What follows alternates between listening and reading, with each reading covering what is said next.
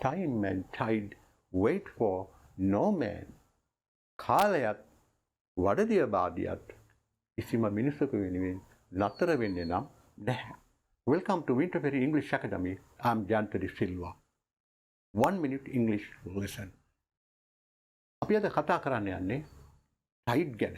We are going to talk about tide. Tide ගැනුවෙන් අපිට අදහස් වෙන්නේ එක්වරම වඩදියයි. නමුත් මෙහිදී බාදිය යන සංකල්පයත් අපි බැහැර කළ යුතු නැහැ. low tide බාදිය, high tide වඩදිය.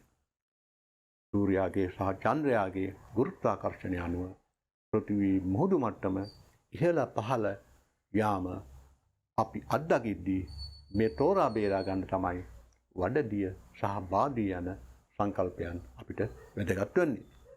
low tide, high tide.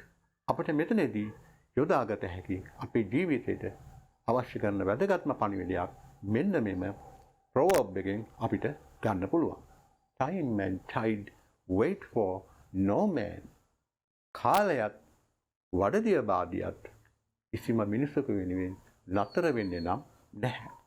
ඒකෙන් අදහස් කරන්නේ අපි ගත යුතු ක්‍රියාමාර්ගයක් තියෙනවා නම් අපගේ දියුණුව උදෙසා එය වහාම ගත යුතුයි. කිසියම් දෙයක් අප වෙනුවෙන් නතර වෙන්නේ නැහැ. කාලයවත් එහෙම නැත්නම් මෙතනදී අපිට අර වඩදිය බාදිය ඔබ වෙනුවෙන් නතර වෙන්නේ නැහැ කියන අදහසත් එකම ප්‍රෝබ් එකකින් අපිට අපේ ජීවිතයට අවශ්‍ය කරන පණිවිඩයක් කියලා දෙනවා. Time and tide wait for no man.